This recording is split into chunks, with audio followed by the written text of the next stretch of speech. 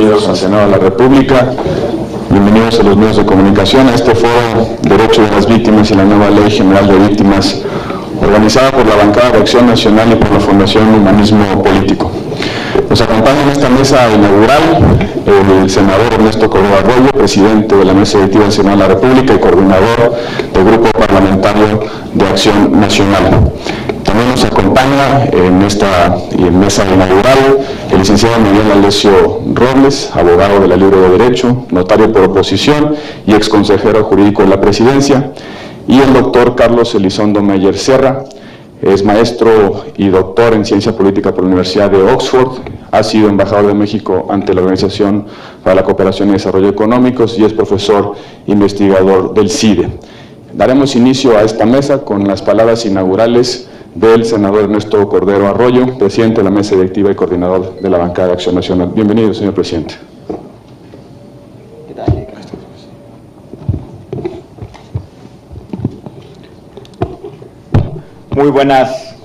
Muy buenos días a todos. Les agradezco su presencia en este auditorio. A nombre del Senado de la República les agradezco su presencia. En particular le quiero agradecer al doctor Miguel Alessio que nos acompaña el día de hoy y al doctor Carlos Elizondo que participen en esta mesa inaugural. Quiero agradecerles a todos su presencia, en particular a la señora Isabel Miranda que nos acompaña en este momento. El tema de la ley de víctimas es un tema trascendental para nuestro país. Si queremos ser una sociedad justa, próspera, equitativa, que avance, que vayamos superando nuestros retos, tenemos que tratar de manera integral la atención que debemos de darle a las víctimas. Los que hemos sufrido una agresión, un delito, sabemos el dolor desgarrador que pasa por una familia. Sabemos cómo se rompe el tejido social, sabemos cómo se traslocan absolutamente todas las relaciones sociales y familiares en el ámbito de las víctimas. Y por eso debemos de atenderlo de manera realista, con congruencia jurídica, sin demagogias y legislando lo que efectivamente atienda a las familias que están en una condición de vulnerabilidad en esos momentos. Esa es la intención de los senadores del Partido Acción Nacional. La ley que fue publicada, y parece que hay una coincidencia, pues es una ley que nunca debió de publicarse. Es una ley que tiene muchas carencias, es una ley que tiene muchas deficiencias. Y si queremos actuar con responsabilidad, tenemos que encontrar y decidir cuáles son las modificaciones que se le tienen que hacer para que sea una ley operativa, para que sea una ley efectiva y sobre todo para que sea una ley que efectivamente atienda a las víctimas, a las familias de las víctimas en el momento en que más lo necesiten. Esa es la intención de los senadores del Partido Acción Nacional. Actuar con responsabilidad y no con demagogia. Nosotros no buscamos el aplauso de unos cuantos. Nosotros lo que queremos es que la legislación en el tema de víctimas sea una legislación de largo plazo y, repito, una legislación que efectivamente atienda el problema. Esa es nuestra intención. Como ustedes podrán observar, tenemos un programa muy bien organizado, tenemos el trabajo organizado en varias mesas, tenemos una primera conferencia donde Miguel Alessio nos va a dar un panorama general de la Ley General de Víctimas, comentado por el doctor Carlos Elizondo y moderado por el senador presidente de la Comisión de Justicia, Roberto Gil Suárez. Empezamos con una primera mesa después de esta conferencia, referente al análisis jurídico de la Ley General de Víctimas, donde nos acompaña Ivette Estrada, Miguel Sarré, José Antonio Caballero Juárez, y ojalá pueda acompañarnos la subprocuradora jurídica y de Asuntos Internacionales, la licenciada Mariana Benítez. Tenemos una segunda mesa donde hablamos de la participación de las organizaciones de la sociedad civil en el marco de la nueva Ley General de Víctimas. Nos acompaña Ricardo Sepúlveda, Orlando Camacho, doña Isabel Miranda de Wallace, Elías Curi. Un tercer espacio referente a la reparación del daño y viabilidad jurídica y financiera del Fondo para Víctimas. Nos acompaña el académico José Roldán Chopa, Rafael Estrada Michel, Marco Cancino y Eric Susan. Terminaríamos con una cuarta mesa de mecanismos de coordinación multinivel e interinstitucional para garantizar derechos de las víctimas. Nos acompañan Sarirene Herrerías, Malcas Nobrigot y Javier Cruz Angulo Novar. Como ven, nuestra intención es analizar el tema de manera integral, de manera responsable, como se debe de hacer, y definir con toda claridad cuáles son las modificaciones a esta ley que fue publicada con muchas deficiencias y con muchas carencias. Les agradezco a todos su presencia y, señor senador, podemos empezar.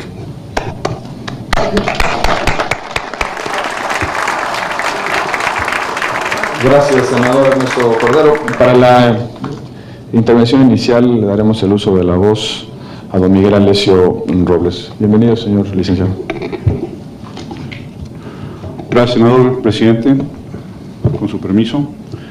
Yo me congratulo de la organización de este foro y agradezco mucho que se me permita participar en él, porque considero que en un tema de tanta importancia para la sociedad es muy importante que esta, y especialmente las víctimas de delitos y las víctimas de violación de derechos humanos, estén enteradas de qué es lo que ha sucedido hasta ahora en todo este marco, concretamente referido a los aspectos jurídicos de construcción de la norma que entrará en vigor el 9 de febrero y de la iniciativa que presentó el presidente Felipe Calderón en esta materia. Y es muy importante que toda la sociedad esté enterada de qué es lo que sucedió para evitar críticas que no correspondan a la realidad. Se aceptan todas las críticas siempre y cuando sean realistas en función de lo que aquí se va a decir. Ciertamente hay muchos tecnicismos jurídicos en lo que voy a comentar y trataré de ser en ese punto lo más claro posible. Primero, ¿qué es lo que sucedió? Hay un ofrecimiento para crear una norma jurídica que estructure, que coordine todos los mecanismos de atención a víctimas de delitos, por un lado, y de atención a víctimas de violación a derechos humanos, por el otro. Lo primero que hay que decir en este punto, referido a las víctimas de delitos, es que el 90% de los delitos que se cometen en este país son de orden local y solo aproximadamente el 10% de los delitos son de orden federal. Y que esta materia, por tanto, es concurrente, es multicompetencial, o sea, compete tanto a las entidades federativas como a la federación, regular, tipificar delitos y regular las sanciones y las consecuencias. Siendo así y habiéndose ofrecido un cuerpo normativo que estructurara todos los mecanismos que existen en vigor ya en el país en materia de atención a víctimas, lo primero que era necesario hacer era reformar la Constitución para conferir al Congreso de la Unión facultad expresa para emitir una ley general en materia de atención a víctimas que coordinara todos los sistemas de atención a víctimas del país, y en este punto, tratando de ser concreto, debo de ser muy claro. Tanto la ley que ya ha sido publicada como la iniciativa del presidente Calderón parten originalmente de un estudio que generosamente hizo la Universidad Nacional Autónoma de México. En ese estudio, la Universidad Nacional Autónoma de México expresamente le señala al Congreso de la Unión: necesita tener el Congreso de la Unión facultades expresas en la Constitución para poder emitir una ley general. Y esto es así, porque como ustedes saben, el sistema constitucional es un sistema residual en materia de facultades. Solamente tiene facultades la Federación cuando los estados de la República, las entidades, los estados de la República se la han conferido expresamente en la Constitución. Y aquí es necesario distinguir dos tipos de leyes que es fundamental para este tema: las leyes federales y las leyes generales. Las leyes federales están referidas a las materias que la Constitución reserva a los órganos federales. Y entonces las entidades federativas no pueden legislar en esa materia porque ya se la confirieron a la Federación. Las leyes generales están referidas a estas materias multicompetenciales, como es la materia de derechos humanos, por ejemplo, en donde todos los órdenes de gobierno están involucrados o tienen competencia. Y la materia de reparación de daños a víctimas es una de ellas. Por eso la Universidad Nacional claramente le dijo al Congreso de la Unión, antes de siquiera empezar a analizar iniciativas de ley en materia de atención a víctimas, necesitas que estén en vigor facultades expresas en la Constitución.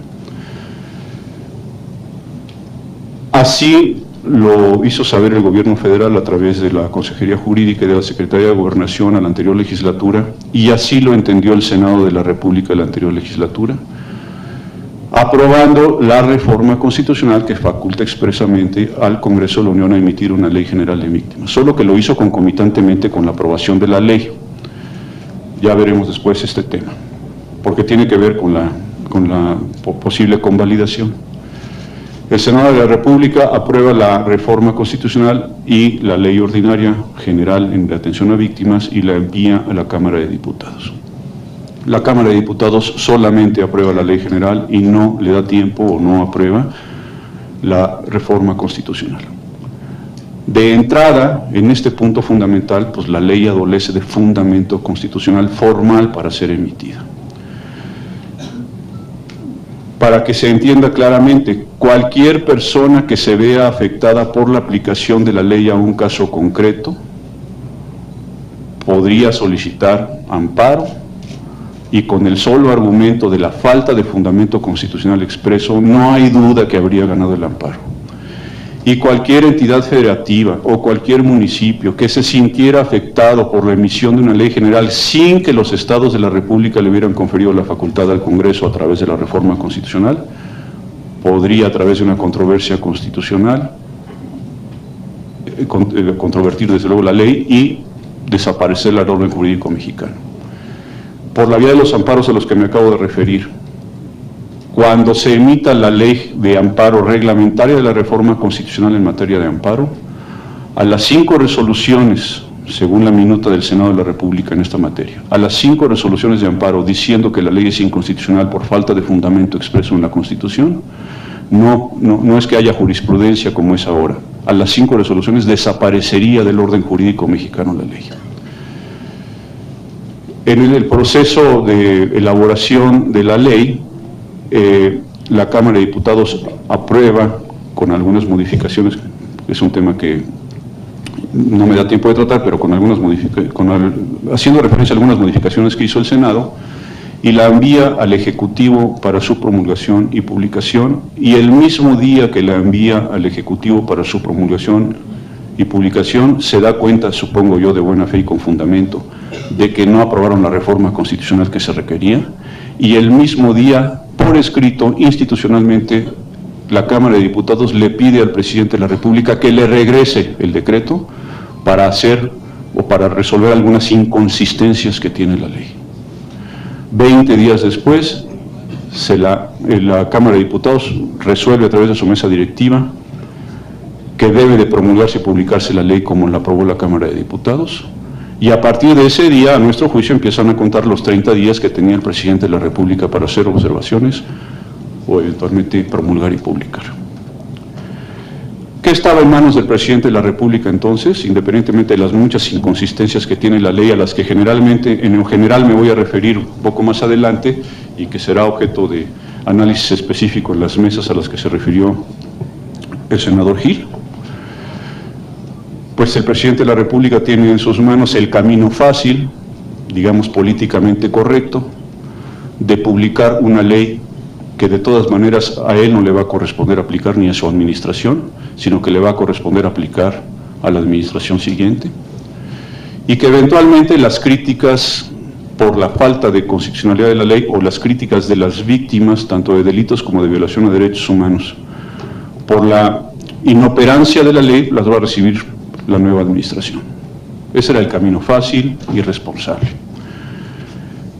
Pero la verdad de las cosas, honestamente dicho, el presidente Calderón, como lo he señalado ya muchas veces, está hecho de otra manera. Y él cumplió con su obligación constitucional simple de hacer observaciones al Congreso de la Unión respecto de lo que él consideraba la inconstitucionalidad de la ley y las inconsistencias que tiene.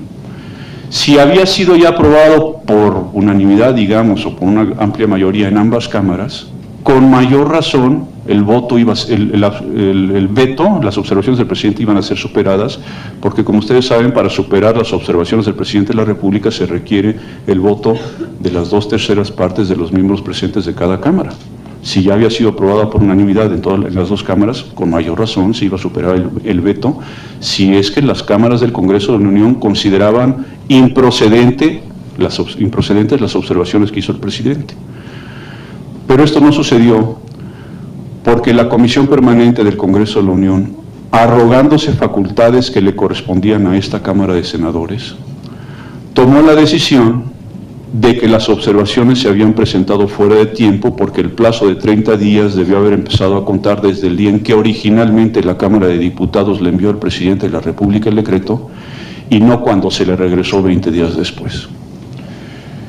Esto también es importante aclararlo porque el objeto de la controversia constitucional que el presidente de la República presentó en la Suprema Corte de Justicia de la Nación no es contra la ley, es en contra de la orden de la Comisión Permanente del Congreso de la Unión de promulgar y de publicar la ley. Ustedes saben que el presidente Peña Nieto ordenó el desistimiento de esa controversia constitucional y promulgó y ordenó la publicación de la ley.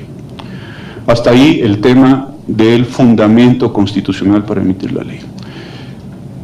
Sí quiero hacer de una vez énfasis y aclarar en la forma más sencilla posible, independientemente del análisis técnico que haga la siguiente mesa sobre este punto, ¿por qué no esta ley, para efectos de las víctimas de delitos, tiene fundamento en los artículos 1, 17 y 20, como seguramente algunas de las personas que sostienen la constitucionalidad de la ley van a hacer referencia más adelante?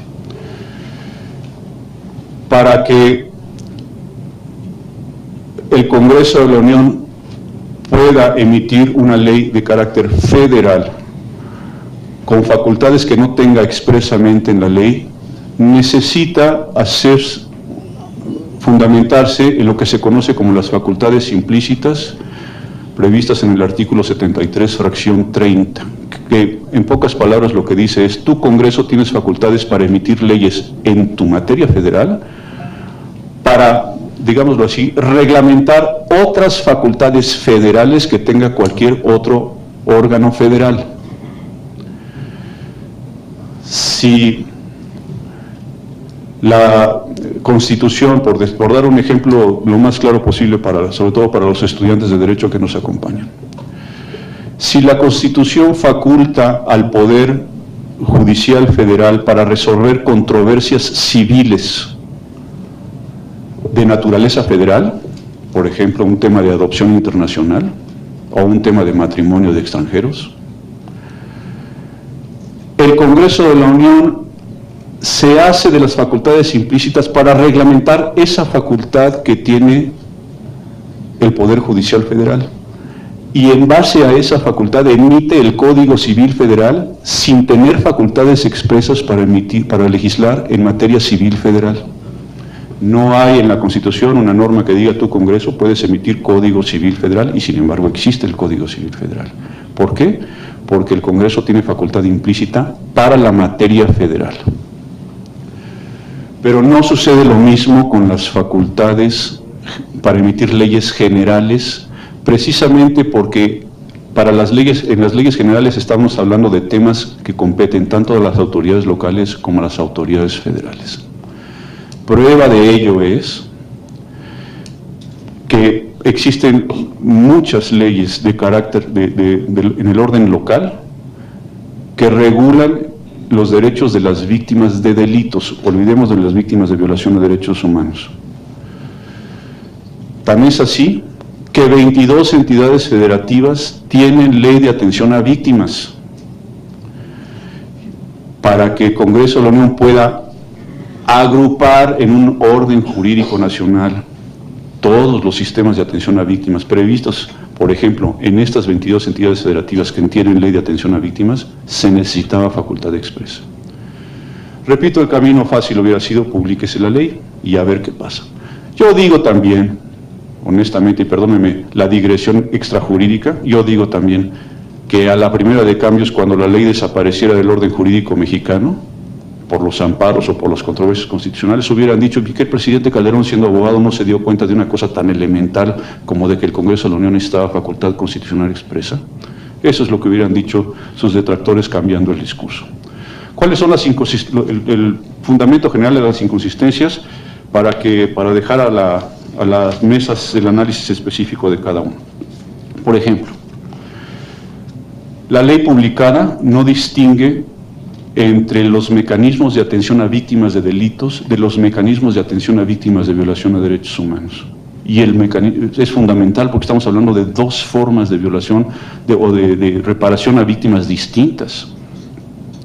No es lo mismo el mecanismo a partir del cual el Estado subsidiariamente va a resolver el problema de una víctima al mecanismo a partir del cual el Estado, siendo directamente responsable o indirectamente responsable, según el caso, va a reparar el daño a las víctimas.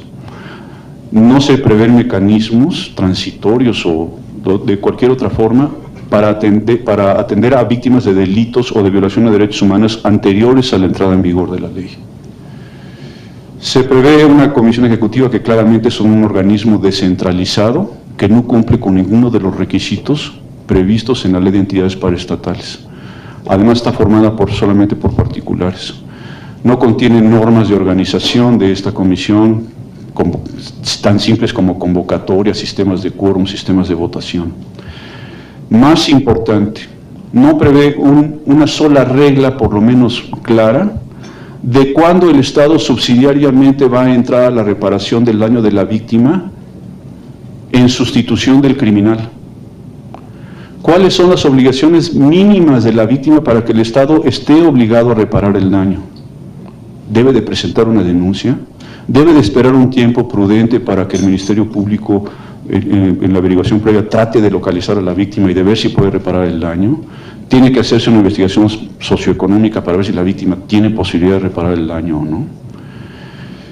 No se establecen las reglas de subrogación, esto es, tampoco se establece la regla de qué pasa cuando el Estado, y estoy hablando del Estado federal o la entidad federativa, y ahorita me refiero a ese caso, repara el daño de la víctima y después aparece el delincuente o se identifica la autoridad que violó derecho humano. No tiene el Estado facultad de repetir en contra de ese delincuente o de esa autoridad que violó el derecho humano para que le regresen el dinero que le pagó a la víctima o pague los servicios que le prestó a la víctima del delito. No existe ninguna norma en ese sentido. Y lo más importante, la razón de ser, el bien jurídico protegido general de esta ley debe de ser la coordinación de todos los sistemas de reparación de daño a víctimas previstos tanto en las leyes locales como en las leyes federales. Existen muchas materias, el 80%, como he dicho, de los delitos, o 90% es de orden local, y todos los códigos penales de las entidades federativas y todos los códigos de procedimientos penales de las entidades federativas prevén la posibilidad de que la víctima había reparado el daño por parte del delincuente. Existen muchas otras materias multicompetenciales. Hago referencia a dos por lo reciente de la expedición de su ley general: trata de personas y secuestro. Desde luego, por cierto, en ambas, primero se reformó la Constitución para facultar al Congreso de la Unión para expedir la ley general y después se emitieron las leyes ordinarias, por cierto. En ambas leyes generales se prevén sistemas y fondos para reparar daños a las víctimas. Esta ley estaba llamada para agrupar, para coordinar todas esas leyes, tanto las locales como las federales y las generales. Esta ley ni siquiera hace referencia a los sistemas. Prevé un solo fondo y no prevé fondos para reparación de daños en las entidades federativas. Desde el punto de vista práctico, no vamos a hablar del robo de coche o del 80%, 90% de los delitos que se cometen en este país, porque pues, eso está muy fácil. Esta ley lo que quería decir es los sistemas de atención a víctimas, aprovechando las procuradurías pro víctimas, tanto las locales como las federales y su experiencia y demás, deben de crear un fondo a partir de los fondos que ya están previstos en otras leyes y reparar por ahí los daños de las víctimas subsidiariamente al delincuente. Vamos a hablar, por ejemplo, de uno de los más tristes, secuestro. Lo que una ley tiene que hacer de principio a fin, y por eso se dice primer principio y última consecuencia de derecho, es entre otras cosas, dar seguridad jurídica. ¿A quién? A la víctima, a quien va a aplicar la ley al caso concreto, llámese juez o autoridad administrativa, y al mismo victimario. Tiene que haber seguridad jurídica. Vamos a suponer que atrapan al secuestrador. ¿Qué ley va a aplicar el juez al caso concreto para obligar al secuestrador a reparar el daño de la víctima? El Código Penal local, el Código de Procedimientos Penales local, la Ley General de Secuestro, la expedida por el Congreso de la Unión. ¿De qué fondo va a obligar el juez a que se pague el daño de la víctima subsidiariamente al secuestrador? Si el juez aplica una norma, el secuestrado va a decir, ¿por qué no me aplicaste la otra? Y va a solicitar amparo porque no hay seguridad jurídica. ¿Qué hizo entonces el presidente Calderón frente a todas estas anomalías? Primero, cumplió con su obligación constitucional. Le digo, yo observo, si ustedes consideran, señores legisladores, que las observaciones que hago no son congruentes, no son razonables, por 2/3 partes de los votos de cada Cámara, ordénenme la publicación y ya no me queda otra más que promulgar y ordenar la publicación. Si las observaciones son consideradas, modifiquen, empezando por reformar la Constitución. En este punto específico, todavía estaría por discutirse, y ahorita les doy mi opinión. ¿Qué pasa si en el próximo periodo ordinario de sesiones la Cámara de Diputados aprueba la minuta de la Cámara de Senadores que reforma la Constitución para facultar al Congreso a emitir la ley general, y después los 16 estados de la República que requiere la Constitución aprueban también la reforma constitucional y esta entra en vigor? Todavía estaría la cuestión de si es constitucional la ley o no cuando fue publicada sin fundamento constitucional. Desde mi punto de vista es claramente inconstitucional porque no pudo ni siquiera empezar a discutirse en el Congreso de la Unión cuando no tenía facultades expresas. Pero habrá quien diga que ya se convalidó ese vicio. ¿Qué hizo el presidente Calderón? Concomitantemente al inicio del proceso legislativo de esta ley que se publicó, ordenó que, tomando en consideración el estudio de la Universidad Nacional y las observaciones y las aportaciones que hicieron todas las organizaciones civiles encargadas de atención a víctimas, se elaborara una ley congruente, sensata, que coordinara todos los sistemas de atención a víctimas, y eso fue lo que se hizo. Presentó una iniciativa que yo respetuosamente le he pedido a los señores legisladores que analicen con detenimiento. Es una ley razonable, es una ley que toma lo bueno de la ley publicada, que es, por ejemplo, el ordenamiento de todas las formas de atención a víctimas posibles, que es una muy buena estructura. Se tomó lo bueno de esa ley, se incluyó la iniciativa del presidente Calderón, pero se prevé en lo general todos estos elementos que hemos criticado de la ley publicada. Se prevé un mecanismo congruente de atención a víctimas que aglutina todas las Procuradurías Locales de Atención a Víctimas y su experiencia con la Procuraduría General de Atención a Víctimas. Se prevén fondos locales para atención a víctimas y de dónde sacar el dinero, y se prevén fondos, el fondo federal. Es congruente con los fondos que prevén otras leyes generales, por ejemplo, las leyes de extinción de dominio, tanto de las entidades federativas como la Ley Federal de Extinción de Dominio. Prevé mecanismos de subsidiariedad, es decir, cuándo entra el Estado en sustitución de la víctima o de quien causó la violación a un derecho humano, y se prevé también las reglas de subrogación, es decir, cuando el Estado le paga a la víctima y descubre al victimario y éste puede pagar, puede repetir en contra del victimario. Y finalmente, distingue claramente entre violación o reparación a víctimas por delitos y reparación a víctimas por violación de derechos humanos, cosa que la ley que entró en vigor no hace. En fin, estas son algunas de las muchas inconsistencias que tiene la ley que fueron objeto de las observaciones que hizo el presidente de la República. Yo creo que hoy, como están las cosas, lo que tenemos que hacer es primero solicitarle respetuosamente a la Cámara de Diputados que apruebe la reforma constitucional, a la mayoría de las entidades federativas, y luego paliar con el tema de la convalidación o no. Y segundo, entrar a un estudio serio de fondo, la iniciativa que presentó el presidente Calderón, para hacer una ley federal congruente que le sirva a las víctimas y no una ley que sea inoperante como la que desafortunadamente fue publicada. Muchas gracias. Muchas gracias, doctor Alessio. Para los comentarios.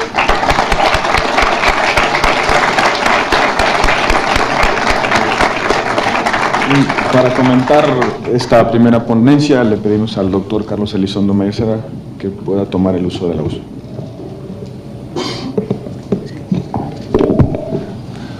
Muchas gracias, senador. Muchas gracias a usted, senador Cordero, por haber inaugurado y haberme permitido hoy estar con ustedes. Y sobre todo, muchas gracias al doctor Alessio por tan clara exposición que va a permitir a mí, que no soy abogado, entonces voy a hacer puras digresiones no jurídicas, entrar a lo que desde mi perspectiva esta ley nos enseña, nos debería de alertar sobre el proceso legislativo en México. Pero déjenme, antes de empezar lo que es, digamos, el cuerpo de lo que yo voy a hablar, sí querré decir un par de cosas, voy a hacer una digresión jurídica, un par de cosas sobre lo que a mi entender son algunos de los problemas, par de problemas centrales que están en esta ley de víctima y que incluso habría que considerar para cualquier ley de víctima.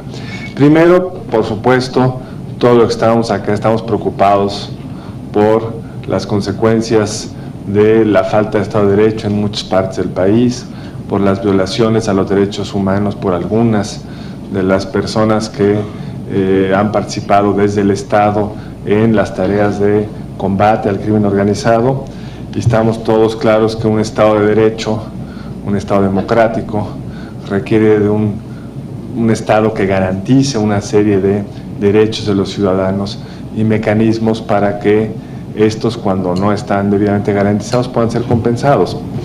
La pregunta es, cuando se aprobó esta ley, se dijo que era de una enorme originalidad, que ningún otro Estado había dado un paso como este. A mí la verdad me preocupa mucho la originalidad en este tipo de temas. Es decir, en general en México hemos querido subsanar las deficiencias de un organismo con un nuevo organismo, digamos. ¿Por qué no hay comisiones de derechos humanos como las nuestras en los países democráticos europeos, miembros de la OECD? Pues porque esas tareas las hacen el Poder Judicial, ¿no? ¿Quién protege los derechos humanos? Pues las procuradurías, sus equivalentes, las fiscalías, los jueces, los que hacen que la ley se cumpla. Se cumple cuando se viola un derecho, ya sea por un tercero o por el Estado, pues hay mecanismos dentro del propio Poder Judicial para resolverlo. ¿Cómo se resuelve? Me acuerdo muy bien cuando uno de mis amigos comisionados fue a París, cuando yo era embajador ante la OCDE, a discutir el tema del IFAI, que acababa de construirse todo este aparato que ahora tiene sus problemitas personales que ustedes conocen. Entonces fue y lo explicó ante el Comité de Transparencia de la OCDE, lo que habían hecho, y alguno le preguntó, oiga, esto es temporal, ¿verdad?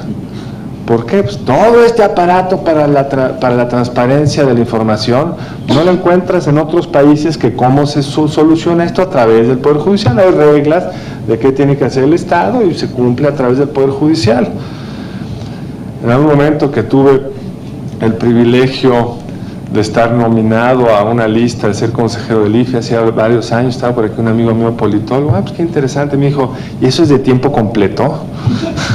Pensaba que era un cargo honorario, que se reunían a la hora de las elecciones para supervisar. ¿Quién organiza las elecciones en México? Pues en otros países, el Ministerio del Interior, con reglas que avala el Poder Judicial, la Procuraduría, qué sé yo, hay mecanismos.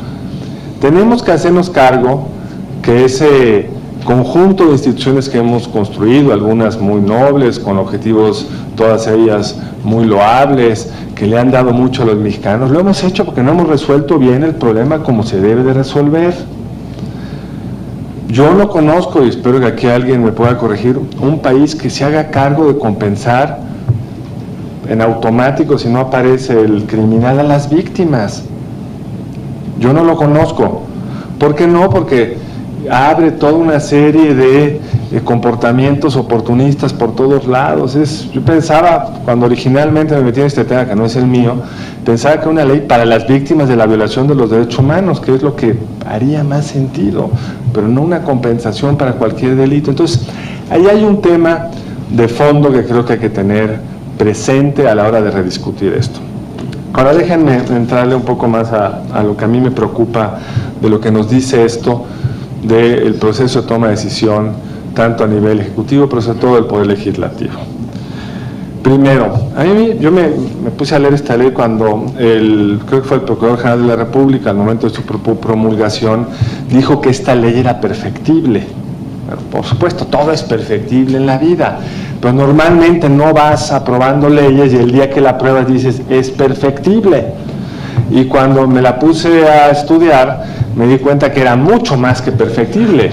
Déjenme ponerlo en un español muy básico, es un desastre. Ya el abogado lo dijo con la precisión y el cuidado que lo puede hacer un agente con su formación y con su talento. En mi caso lo tengo que decir mucho más llanamente y podría dar algunos ejemplos si hubiera interés, pero creo que no me compete esa parte. Es un desastre por las cosas que dijo y por otras muchas que creo que se irán discutiendo a lo largo de este seminario. Y sí preocupa que las dos cámaras la hayan aprobado prácticamente por unanimidad. ¿Dónde estaban los asesores? ¿Dónde estaban los medios? ¿Dónde estaban los académicos? ¿Dónde estaban los pesos y contrapesos que se requieren para que los legisladores aprueben cosas, si me permiten la expresión aquí en la casa de unos sensatas? No es una ley sensata, para decirlo muy rápidamente.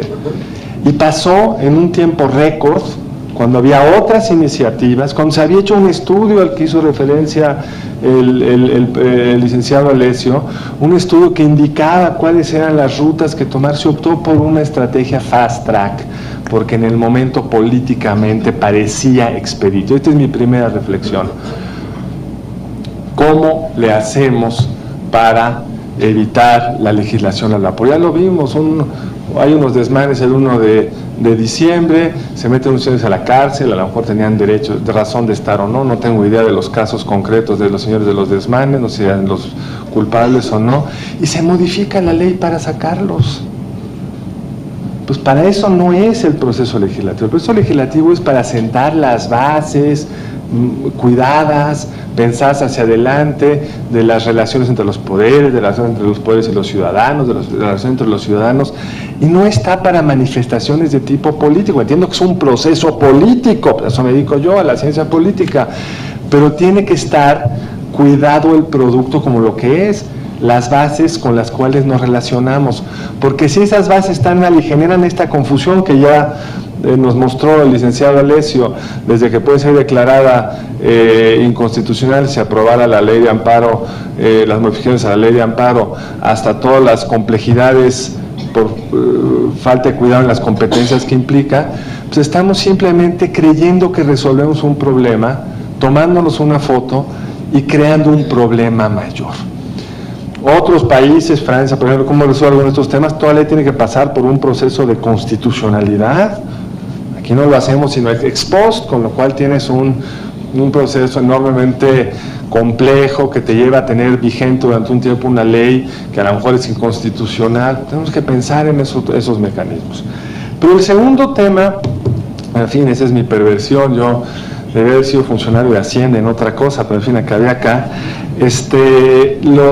Las implicaciones presupuestales, tú también, las implicaciones presupuestales de esta ley son realmente incalculables.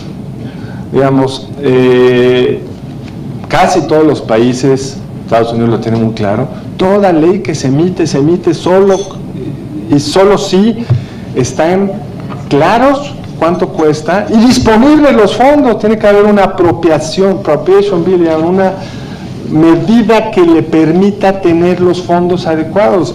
Esta ley abre una caja de Pandora, obliga a la Cámara de Diputados, porque sí dice la ley, déjenme si encuentro rápido la frase en cuestión. El Congreso de la Unión deberá proveer los fondos necesarios a fin de que se cuente con los recursos necesarios para las víctimas. ¿Cuántos? ¿Cómo? Los que se necesiten. Las leyes tienen que tener claras sus implicaciones presupuestales. Entonces creo que también nos debe llevar a reflexionar sobre lo que se han discutido en algunas ocasiones, no lo hemos logrado aterrizar, que es una ley presupuestal donde obligue o una ley reglamentaria de, habría que ver dónde, que obligue a que cada vez que el Congreso de la Unión emite una ley, solo lo puede hacer si está claro el impacto presupuestario y disponibles los fondos. Porque como decía por ahí un amigo mío, amistad que no se refleja en el presupuesto no es amistad. Ley que no tiene contemplado cómo va a costar y cómo se paga, no es ley, es retórica. O bien nos vamos a quedar con un mero compromiso que va a dejar a todos insatisfechos, o bien vamos a tener que usar recursos de alguien más para pagar esto, porque los presupuestos, pues el dinero es fungible, pero a alguien le tienes que descobijar de su lado, como se dice muy rápidamente. Entonces creo que vamos a tener que hacernos cargo de las implicaciones presupuestales de las leyes para ir armando un conjunto de ordenamientos jurídicos que tengan consecuencias y que no queden en el mero nivel retórico. Finalmente, puede ser un poco duro, pero la poesía no es un buen inspirador para las leyes.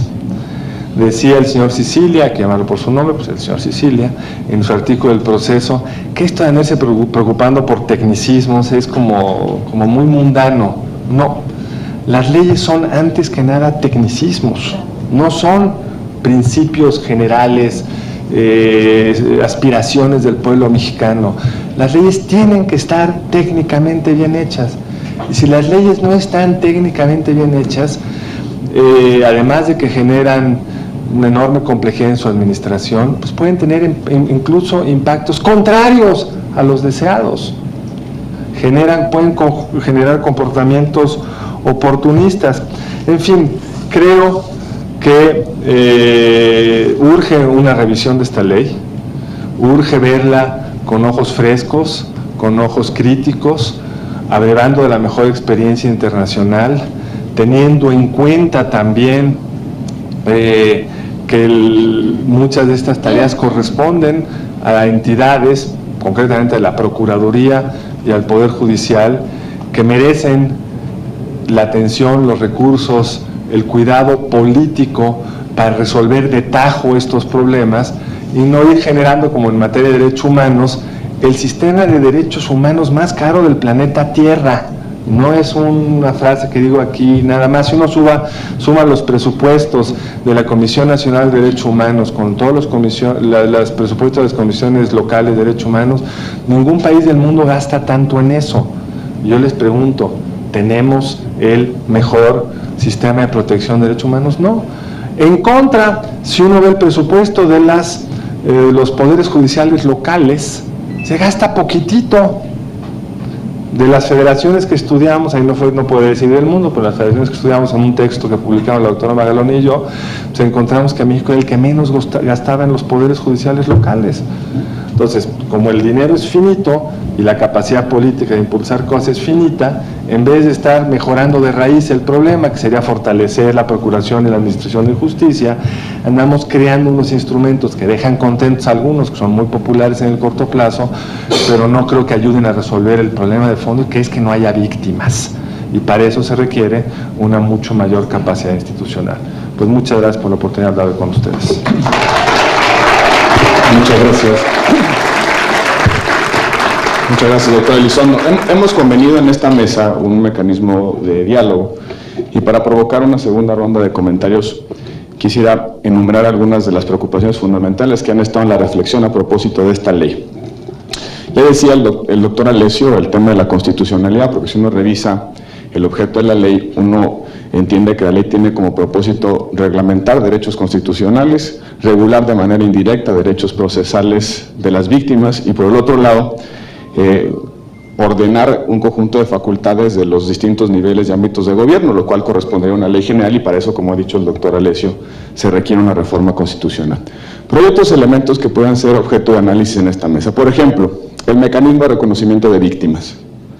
Me parece que ese mecanismo está muy lejos de ayudar a las víctimas. Dice la ley que quien se considera víctima primero tiene que ir a un registro nacional, luego tiene que ir a un sistema nacional de víctimas y luego tiene que ir a sacar una carnet de identificación como víctimas. No dice a quién, ni qué derechos, ni qué servicios implica esa carnet. Entonces vamos a dejar a la víctima en una especie de viacrucis, encontrando una ventanilla para que se le reconozca el carácter de víctima y en consecuencia tenga acceso a los beneficios y a los derechos que establece la ley. Un primer tema de preocupación.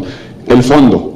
Dice la ley que el fondo es un mecanismo de reparación del daño de las víctimas y tiene dos supuestos: el supuesto de ser víctima de un delito y el supuesto de ser víctima de una violación de derechos humanos. En estricto sentido, la señora Florence Cassés ha sido reconocida por una autoridad constitucional, la Corte, como que se le han violado sus derechos humanos. A menos que tenga yo una lectura incorrecta del planteamiento de la ley, ella podría ir al fondo y pedir una indemnización porque se le han violado sus derechos procesales y un órgano, la Corte, ha resuelto y se ha pronunciado formalmente reconociendo la violación de derechos humanos. Eso también queremos como ámbito, como objeto de esta ley. La posibilidad de que alguien que se le robe su coche pueda replicar, si no tiene seguro, ante este fondo para que podamos pagar, le paguen el Estado el vehículo que le fue robado. En una lectura de la ley parece que todo esto queda comprendido. Otro tema. La reforma constitucional de 2008 parte de una premisa, que buena parte de la impunidad de nuestro país y el desapego de la sociedad frente a las instituciones que procuran y administran justicia tiene que ver con la impunidad. Y la impunidad está asociada directamente a la saturación de las instituciones que se encargan de procurar y administrar justicia. Y precisamente por eso toma una posición el Poder Revisor Constitucional, el Poder Revisor de la Constitución, y plantea mecanismos de justicia alternativa, mecanismos alternativos de solución de conflictos. En una lectura que yo hago me parece que hay dos camisas de fuerza que introduce esta ley a los mecanismos alternativos de solución de conflictos.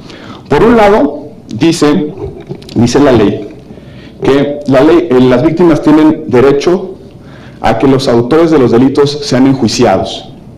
En consecuencia, ¿qué pasaría con las soluciones no jurisdiccionales de solución de conflictos? Pero luego dice otra cosa la ley que me parece todavía un poco más complicado de explicar. Dice la ley, hay una presunción legal en la ley, que si hay mecanismo alternativo de solución de conflictos, hay una presunción de que la autoridad indujo a la víctima a optar por el mecanismo alternativo de solución de conflictos. Entonces, el avance que plantea la reforma constitucional queda ahora, digamos, restringido por una ley que protege a una de las partes en el proceso penal. Planteo otro dilema. Todos sabemos que en nuestro sistema constitucional está prohibido aplicar retroactivamente una ley en perjuicio de una persona, pero también dice nuestra Constitución que sí se puede en beneficio. Si esta ley establece derechos y acceso a ciertos bienes a quien es considerada víctima de un delito, ¿qué va a pasar con las víctimas de delitos o de violación de derechos humanos antes de la entrada en vigor de la ley? En estricto sentido tendrían derecho a la aplicación retroactiva en beneficio. La ley no dice nada sobre eso. No tiene un mecanismo de implementación que distinga a partir de qué momento o a qué personas consideradas como víctimas de delitos o violaciones de derechos humanos van a quedar comprendidas en la ley. El 9 de febrero va a haber una fila a los mecanismos que establece la ley pidiendo la aplicación retroactiva de los bienes, los derechos y las reglas que están establecidas en esta ley. Se denuncian aproximadamente 2 millones de delitos al año, si no mal recuerdo. La ley establece por delito el supuesto de reparación o de compensación de aproximadamente hasta 1 millón de pesos. Ahí hay 2.000 millones de pesos, nada más en los que se denuncian formalmente. Ese fondo, con esa consideración de la víctima, con esta, digamos, obscuridad de la consideración de las víctimas, que hoy ya lo son, antes de la entrada en vigor de la ley, pues como decía el doctor Carlos Elizondo, plantean un problema financiero serio que no está resuelto ni en la ley ni en la discusión política. 900.000 millones, perdón, 900.000 millones. 900.000 millones, es correcto. Es casi el PIB. Casi el PIB. 70%. Es correcto. Qué bueno que vienen los que saben. Yo soy abogado, así que no me voy. Bueno, son algunas consideraciones para provocar una segunda ronda de comentarios. Doctor Alessio, si quieres, por favor, intervenir. Gracias. Yo no hice referencia a la parte presupuestal. A mí me parece que es absolutamente inoperante y por más dinero que hubiera no puede operar la ley como está. Prueba de la falta de sensatez de la ley publicada, y menciono, prueba de la sensatez, de la razonabilidad de la iniciativa del presidente Calderón, es que cuenta con la autorización de la autoridad hacendaria que se llama autorización de impacto presupuestal. Es una ley sensata, la autoridad hacendaria dice así sí puede operar la ley, así sí puede entrar subsidiariamente a resolver el problema de las víctimas, así sí puede entrar subsidiariamente a resolver el problema de violación a derechos humanos. Y ciertamente el fondo del problema es el fondo al que se refiere el doctor Carlos Elizondo. Con toda razón, los presidentes de los tribunales de justicia de todas las entidades federativas reclaman autonomía económica, autonomía financiera. Es verdaderamente una pena para quienes somos estudiosos del derecho ver la forma en la que se administra justicia en todos los órdenes locales. La pobreza con la que los jueces y los secretarios de los juzgados comunes administran justicia local. Y estamos hablando, para hablar de esta materia, del 90% de los delitos que se cometen en el país. Doctor Elizondo, por favor. Gracias. Del presupuesto federal, ¿no? Y del cálculo rápido. Yo diría nada más dos cosas muy rápido. Cuando el senador Roberto Gil nos dice que todo queda comprendido, es que todo queda comprendido en principio. Veremos cómo en la práctica se va entendiendo esto. Pero, por ejemplo, tienen derecho a beca todos los que hayan sido, que estén, todos los hijos de quienes hayan sido víctimas mientras estén estudiando.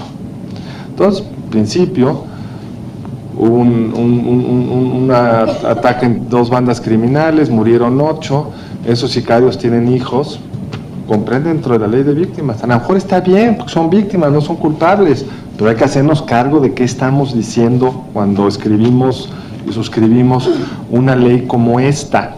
Tiene incluso cosas muy curiosas que yo no sé a qué vayan a llevar. La ley dice que la ley obliga, que hay todo un capítulo educativo, a eliminar de los programas educativos los materiales que hagan apología de la violencia. Un padre podrá pedir que se retiren el material que hace referencia a la guerra de revolución, por ejemplo, eso es apología o no, no sé, digamos, es tal la ambición y todo comprensión de la ley que te puede permitir todo tipo de comportamientos. Cuando dice el senador Gil que podrá dar colas cuando entre en vigor, me sorprendería que no hubiera, decir, si la sociedad se toma en serio esta ley, debería haber colas porque abre una avenida para la compensación de todas las víctimas, pero no ayer, cualquiera en principio, porque no está limitado de forma alguna. Entonces sí creo que, y con eso terminaría, no creo que sea un tema que se pueda dejar mucho tiempo sin resolver, porque si no las consecuencias de enmendarlo después pueden ser muy complicadas, porque incluso les pregunto a los abogados, el que ya sometió una compensación, un reclamo y se cambia la ley, pues puedo argumentar que en el cambio de la ley se violentaron sus derechos y retroactivamente no puede aplicar, no podrá la víctima decir, bueno, yo solicité mientras estuvo vigente, entonces me debes a mí aplicar la ley que estuvo vigente. Entonces no sé, pero podría tener implicaciones de ese tipo. Entonces creo que los legisladores tienen una tarea urgente. Gracias, doctor. A partir de este momento iniciarán las mesas temáticas de los temas que se han discutido en este momento, en esta mesa. Agradecemos obviamente al presidente del Senado y coordinador de la Bancada de Acción Nacional su participación en esta mesa, al doctor Miguel Alessio, al doctor Carlos Elizondo sus comentarios en esta primera aproximación a la ley. Les pedimos a todos ustedes que nos sigan acompañando en las siguientes mesas. Muchas gracias.